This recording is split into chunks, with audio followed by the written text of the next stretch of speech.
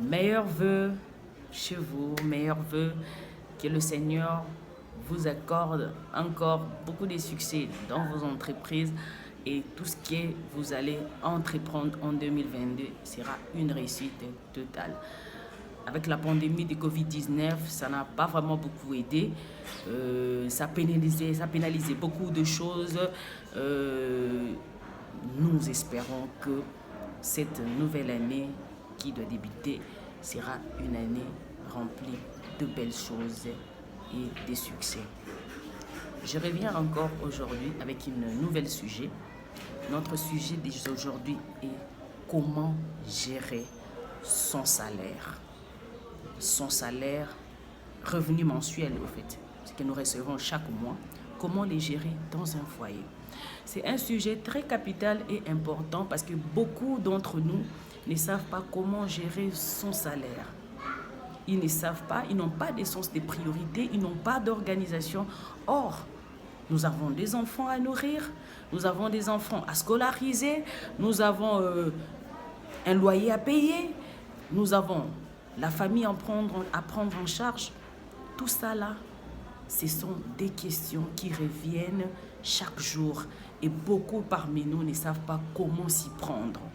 Alors, aujourd'hui, je vais vous aider avec quelques stratégies et quelques idées. Ça pourra aider d'une manière ou d'une autre, ça pourra aider tout un chacun de nous. Alors, ce qui est plus important, c'est qu'il faut avoir l'essence de priorité. Il faut avoir l'essence des priorités. C'est très important, l'essence des priorités. Vous ne pouvez pas tout mélanger. Les priorités, cela veut dire que nous avons des priorités. Nous avons la dîme, auquel le sujet prochain, je parlerai aussi de la dîme. C'est un sujet très pertinent, la dîme, pour beaucoup d'entre nous. Beaucoup travaillent, mais ne donnent pas leur dîme à l'église. Et je vous parlerai de la dîme, son impact, quelle est l'importance de la dîme, je vous parlerai de la dîme. Nous avons la dîme, il faut donner la dîme. D'abord, pour entrer en profondeur sur l'essence des priorités, il y a un problème du point de vue salarial dans nos pays. Il y a des gens qui ne reçoivent pas grand-chose. Ils ne reçoivent pas grand-chose. Ils ne savent pas comment je vais m'organiser avec le peu que j'ai. Alors, c'est beaucoup de choses. Ce qui crée aujourd'hui la corruption, ce qui crée aujourd'hui le vol dans nos entreprises. Alors, que faire? Que faire? Que faire? Mais nous devons nous organiser avec le peu que nous avons. Nous ne pouvons pas faire autrement. Nous ne pouvons pas faire au-delà ce que nous avons. Nous nous organisons avec le peu que nous avons. Le peu que tu as, tu peux t'organiser avec ça. Maman, papa, le peu que vous avez, vous pouvez vous organiser avec et vivre bien. Nous, à Kinshasa, au Congo, nous avons de maigres salaires. Mais nos parents, ils sont capables de nous scolariser, nous mangeons. Et la santé, ils prennent soin de la santé. Tout ça là, c'est l'organisation. Alors, je vais soulever quelques points. Le premier point, je disais, le sens des priorités. Les priorités. Nous avons la dîme. Il faut penser à Dieu. C'est Dieu qui t'a donné ce travail-là. Le 1/10, ça appartient à Dieu. Il faut le lui remettre. Depuis au banda musala, au pesaka dîme, maman, papa, s'il vous plaît. Au pesaka dîme. Et que fungole la bino ba porte et belé liposo na bino. Tous en a loyer. Musala oza. Ozui plutôt. Il faut penser au loyer, ce qu'on fout là. La location. Tu loues quelque part, il faut penser au loyer. Ce sont des priorités. La dîme, il y a les loyers. Il faut payer la facture. Il faut payer la facture d'eau, il faut payer la facture d'électricité, il faut payer les téléphones, il faut payer tout ça là. Dans d'autres pays, au fait, il y a des taxes qu'il faut payer. Ben, nous, en Afrique, bon, ici au Congo, en RDC, il y a des factures d'eau, d'électricité qu'il faut payer. Il faut s'organiser par rapport à ça. Il faut payer les factures. À part ça, il y a le minerval des enfants, le frais des scolarités. Les enfants que tu as mis au monde, il faut les scolariser pour un avenir meilleur. Il faut les scolariser. C'est une priorité pour nous les parents. C'est une priorité. Il faut scolariser ces enfants. Il faut les scolariser. Il faut manger. Il faut manger. Mais comment manger? Mais nous disons souvent ici, nous parlons, nous vivons au taux du jour. Hein? C'est ça, on appelle ça les taux du jour. Donc nous vivons au taux du jour. Cela veut dire le peu que nous avons, nous faisons de notre mieux parce qu'il n'y a pas moyen peut-être de mettre une provision à la maison. Cela veut dire acheter un peu de maïs, un peu de foufou, comme on appelle, le manioc chez nous. On ne peut pas faire tout ça, mais il faut la priorité. Donc cela veut dire, tu as des enfants, les enfants aiment manger, il y a les semoules, il y a le manioc, il y a le maïs. Tu achètes, tu mets de l'huile à la maison, maman, ou tu m'as provisionné à yo. C'est avec ça, ça va t'aider au fait d'y aller tout doucement jusqu'à ce que tu atteignes le début de mois. Ce n'est pas fantôme. Nous pouvons le faire. Nous pouvons le faire si nous avons le sens des priorités. Il y a l'organisation. Tu dois faire un planning mensuel avec ta femme, avec la personne avec qui tu vis. Il faut planifier les choses. On te donne quelque chose, tu as ton salaire à la fin du mois. Qu'est-ce que tu fais? Tu les planifies. Tu les planifies comment? Tu intègres ta femme dans les programmes. Tu dis, maman, voilà ce que j'apporte, voilà ce que j'ai et qu'est-ce que nous allons faire? Vous établissez un programme dans le sens où vous mettez tout dans un bout de papier ou bien dans un carnet. Ça va vous aider. Vous mettez dans un carnet, vous notez là-bas, loyer, facture courant, facture d'eau, facture au téléphone, les minervales des enfants, les frais de scolarité, il y a de quoi, il y a le loyer, tout ça là, vous le mettez, vous notez ça quelque part. Ça va vous aider chaque fin du mois, lorsque vous recevez quelque chose, ça va vous aider dans le sens que nous avons déjà un planning que nous faisons chaque fin du mois. Alors nous allons suivre ces plannings-là. Ça vous évite des stress, ça vous évite beaucoup de choses. Vous avez un planning, mettez ça sur un carnet, notez, cochez. Et ce qui vous reste, ce que vous aurez en main pour la suite, ça va vous aider. Ça va vous aider dans les imprévus. Sens des priorités, l'organisation. Nous avons la discipline. Disciplinez-vous. C'est très important. Vous avez l'argent. Vous avez rapporté de l'argent. Vous avez fait votre planning du mois. Disciplinez-vous. Disciplinez-vous dans vos dépenses. Tu es marié, tu as des enfants, tu as une famille. Papa, maman, évitez d'être fêtard. Ne soyez pas des fêtards. Évitez d'être des fêtards. Évitez des improvisations inutiles qui peuvent faire en sorte que vous ne pouvez plus tenir les deux bouts du mois parce que vous n'êtes pas discipliné. Disciplinez-vous. Et la discipline, surtout pour les hommes, c'est beaucoup plus quand tu es aussi jeune et que tu es un jeune, tu es nouveau dans le milieu du travail et que tu t'es dit comment je vais faire. Si tu as déjà une discipline personnelle, tu avais un sens d'organisation. Quand tu vas entrer dans les mariages, tu sauras comment t'organiser avec ta femme, tu seras discipliné. Évitez d'être des fêtards. Gérer les imprévus. Gérer les imprévus. Moins de dépenses. Faites ce qui est nécessaire et ce qui est utile. Ça va vous aider à tenir les deux bouts du mois. Demandez conseil. Demandez conseil. Lorsque tu ne t'en sors pas, tu demandes conseil à un aîné. C'est lui qui a déjà de l'expérience. Et tu vois qu'il peut aider d'une manière ou d'une autre. Papa, maman, ça ne va pas, j'arrive pas à gérer mes finances. Comment je peux faire? Comment je peux m'en sortir? Ces aînés-là, ils sont là pour aider, pour orienter. Quand on ne s'y connaît pas dans quelque chose, il faut demander conseil. Vous demandez conseil à ton parrain, aux parents, à des aînés que vous savez qu'ils ont la maturité et tout. Malgré que nous ne connaissons pas comment ceux-là aussi, ils gèrent leur foyer, mais demandez conseil. Demandez conseil. Et ces personnes-là, ils vont vous aider à bien gérer vos finances. Ceux-là qui ont beaucoup d'argent, au fait, comme des millionnaires, des milliardaires, et ils font comment? Ils ont des conseillers financiers. Ils ont des conseillers. Ils sont là pour les orienter. Ils sont là pour leur dire, ne fais pas ça. Faut pas acheter ceci, faut pas acheter cela. Donc, voilà un peu. Évitez de s'endetter à chaque fois, inutilement. Ça va vous éviter les stress inutilement.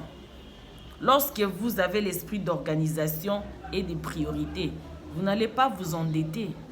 Lorsque vous vous endettez, vous mettez la corde au cou, sans le savoir.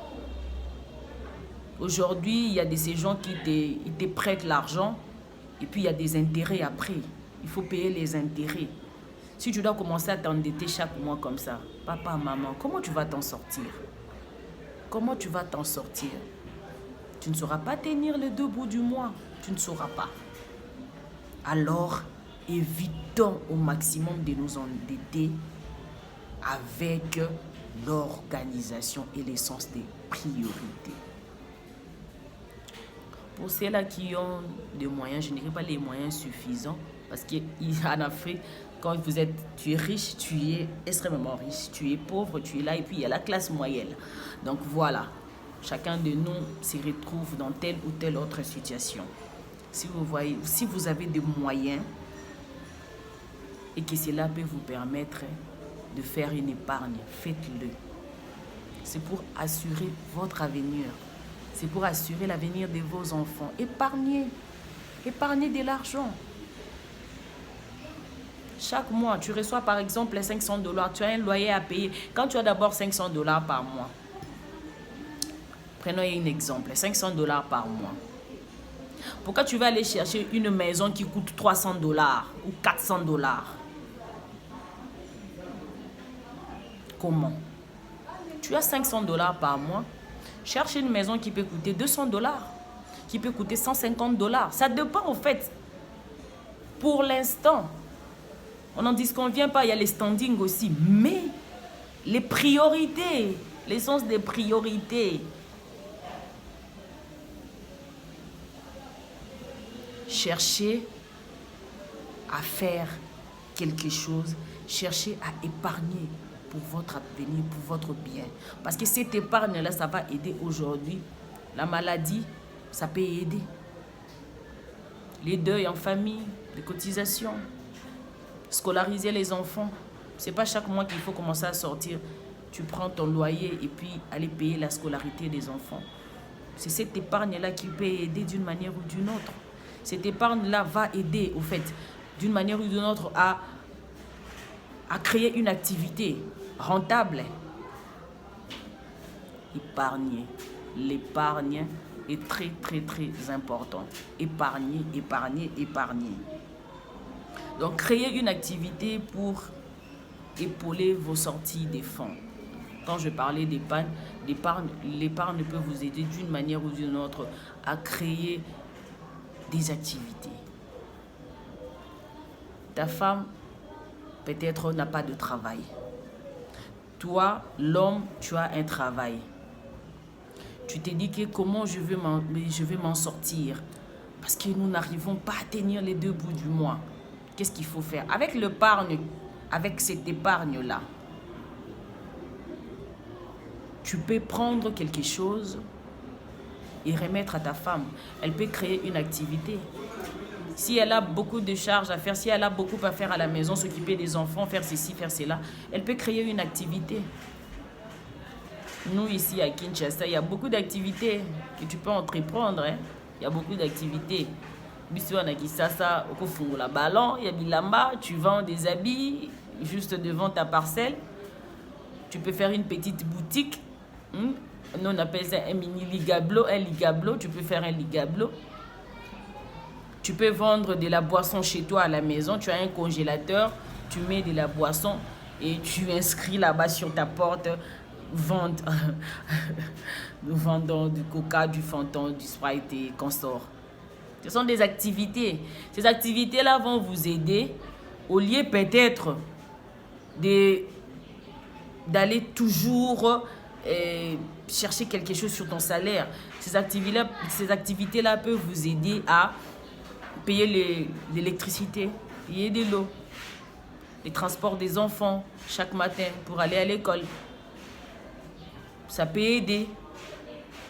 Ça peut aider une urgence brusque comme ça. Vous n'avez pas peut-être des fonds suffisants. Ça peut aider cette activité-là. Faites des activités. Si vous avez des moyens, épargnez. Faites des activités qui peuvent vous aider à gérer vos sorties de fonds. Et aussi, ça pourra vous aider aussi avec les entrées.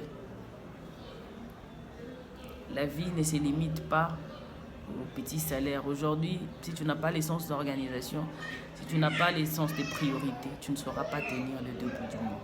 Tu ne le sauras pas. L'esprit d'équipe. La femme, tu travailles. L'homme, tu travailles.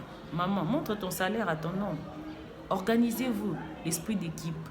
Soyez unis. On ne dit pas seulement que non, comme vous êtes unis dans les liens du mariage, ça fait... Donc, 1 plus 1 égale 1. Je parlais de ça la fois passée. 1 plus 1 égale 1. Donc, cela veut dire, toi, la femme, tu travailles, prends ton argent, associe avec celui de l'homme. L'argent. Associez, mettez vos fonds ensemble. Quand vous mettez des fonds ensemble, vous allez maintenant vous organiser très bien. Maman, mbala yeba salaire no te po ani. Ayeba salaire no te po ani. Pas ma belle. Ayeba salaire no te po nani. Dis à ton homme, je reçois autant. Papa, yo paye bisaka mwasi na yo, salaire na yo. La relobela sujet wana. Mettez ensemble et faites un programme pour le mois. Épargnez. Organisez-vous. C'est très important. Aujourd'hui, sans l'organisation, sans un planning, vous n'allez pas vous en sortir. Après, ça sera des dettes. Des dettes auxquelles, avec peut-être des intérêts. Organisez-vous. Ayez l'essence des priorités, c'est très important. Ayez la discipline. Disciplinez-vous dans vos dépenses. Ne soyez pas de fêtards parce que vous avez un avenir, l'avenir des enfants à arranger cela. Donc, vous devez être vraiment très discipliné. Demandez conseil. Demandez conseil, ça ne vous coûte rien du tout. On peut vous orienter d'une manière ou d'une autre. Les adultes peuvent vous orienter dans ces sens-là. Évitez de vous endetter. Faites l'épargne s'il y a lieu. Faites l'épargne, c'est très important. Aujourd'hui, nous devons parler de ces choses pour aider le marié, les nouveaux mariés, pour aider tous ceux qui sont déjà dans le foyer mais qui n'arrivent pas à s'en sortir, à tenir. Vos conseils sont là. Je suis là pour vous. En tout cas, merci beaucoup. Merci, très chers interlocuteurs. Merci à vous. Merci d'être là toujours pour nous, de nous soutenir. C'est votre présentatrice Rosette Matendo. Nous sommes là. En tout cas, n'hésitez pas à liker la vidéo, à activer la cloche de notification pour recevoir encore plus de vidéos et ne rien rater. Abonnez-vous sur ma page Facebook Les Quotidiens, sur ma page Instagram Quotidien-243. Je vous aime beaucoup et à la prochaine.